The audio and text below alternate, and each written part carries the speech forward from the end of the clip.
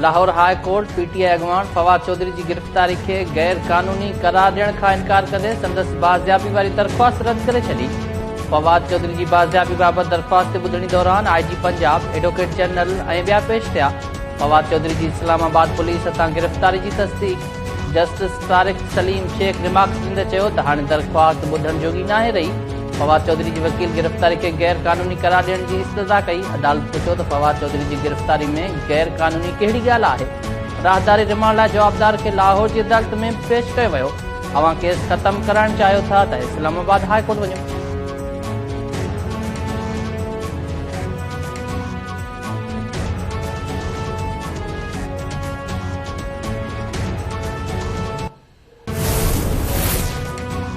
Islamabad police Lahore में गिरफ्तार कयल फवाद चौधरी के मुंह ते कपड़ो वेढ़े अदालत में पेश करे छॾियो।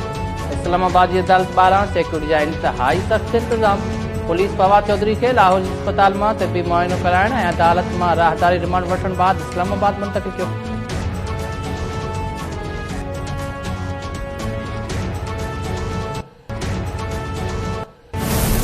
मैं पहले इलेक्शन कमीशन से सवाल पूछता हूं, क्या आपको नहीं पता कि आपकी सबसे बड़ी जिम्मेदारी साफ और शफाफ इलेक्शन करवाना है? मैं सवाल ये पूछता हूं कि किस बेसिस पे आपने मोहसिन नकवी को चुना? किस बेसिस के ऊपर ये मोहसिन नकवी को आप लेके आए?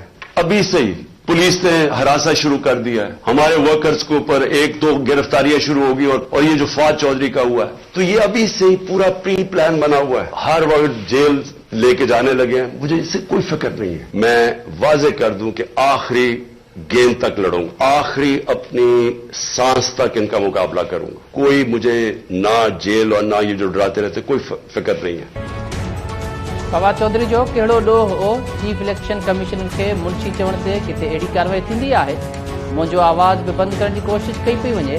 मौत के वेझो खां ॾिठो अथमि, जेल खां नथो डिॼां, आख़िरी दम ताईं मुक़ाबलो कंदुसि। पीटीआई सरबराह इमरान खान मौजूदा सूरत हाल में अदलिया के किरदार अदा करण की अपील करे छॾी। वीडियो लिंक ज़रिए खिताब कंदे इमरान खान चयो त मुल्क नाज़ुक मोड़ ते बीठल आहे। हाणे सिर्फ़ ॿ रस्ता आहिनि, हिकु गुलामी क़बूल कजे, ॿियो रस्तनि ते अची जदोजहद कजे। मोहसिन नकवी पंजाब जो निगरान वॾो वज़ीर थींदे ई कार्रवाई शुरू करे छॾियूं आहिनि। अदलिया ऐं वकीलनि खे अपील कयां थो त अवां जो वक़्तु आहे, असांजे हक़नि जो तहफ़ुज़ कयो।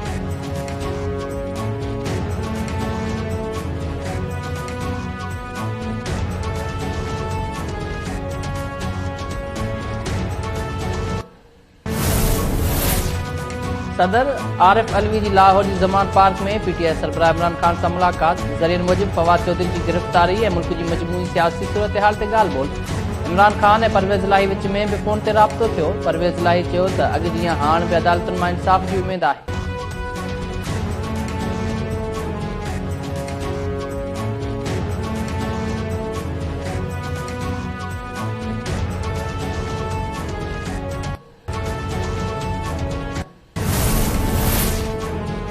इलेक्शन कमीशन खिलाफ ॻाल्हाइण बग़ावत है तो पोइ इहा सभिनी खे करणु घुरिजे। फवाद चौधरी पंहिंजे बयान ते क़ाइम। इलेक्शन कमीशन खेसि तौहीन जो नोटिस जारी करे छॾियो।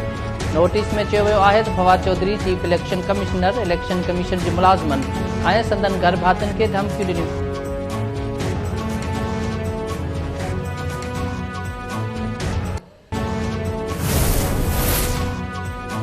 आईनी इदारनि के सरबराहनि खे धमकियूं ॾियण मुल्क सां गदारी आहे। फवाद चौधरी रियासती इदारनि जी तौहीन कई।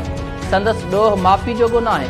नून लीग अॻवान अता तारड़ ऐं आबिद शेर अली जी प्रेस कॉन्फ्रेंस। नून लीग के तर्जुमान चयो त फवाद चौधरी आईनी इदारनि जे सरबराहनि खे ख़बर ताईं पहुचाइण जी धमकी ॾिनी। कंहिंजे ख़ानदान खे धमकियूं ॾियण जी इजाज़त नथी ॾेई सघिजे।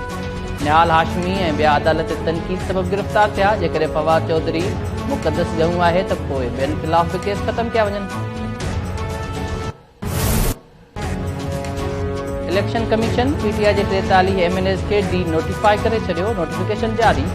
क़ौमी असेंबली जूं जनरल सीटूं ख़ाली करार। 21 मख़सूस सीटुनि खे भी खाली करार ॾिनो वियो। क़ौमी असेंबली जी स्पीकर गुज़िरियल ॾींहुं पीटीआई के 43 मेंबरनि जूं इस्तीफ़ाऊं मंज़ूर कयूं हुयूं।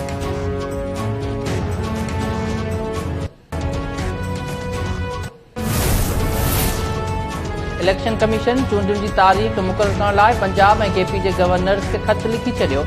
इलेक्शन कमीशन के सेक्रेटरी पारां लिखल खत में पंजाब असेंबली की चूंड लाइ 9 खां 13 अप्रैल ऐं केपी असेंबली की चूंड लाइ 15 खां 17 अप्रैल की तारीख़ तजवीज़ कई वई। चूंडुनि लाइ 14 अरब रुपया भी घुरिया विया।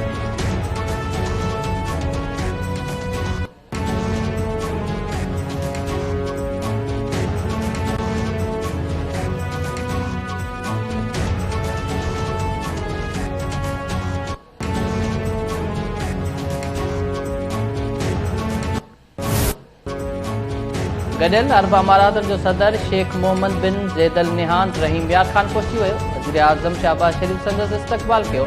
मुलाक़ात दौरान ॿितरफ़नि लाॻापनि समेत मुख़्तलिफ़ मामलनि ते ख़्यालनि जी ॾे वठि। यूए जी सदर वज़ीर आज़म सां ॻाल्हि ॿोल्हि दौरान चयो त अवां तयारी कयो, असां पाकिस्तान में वरी सीड़पकारी कंदासीं।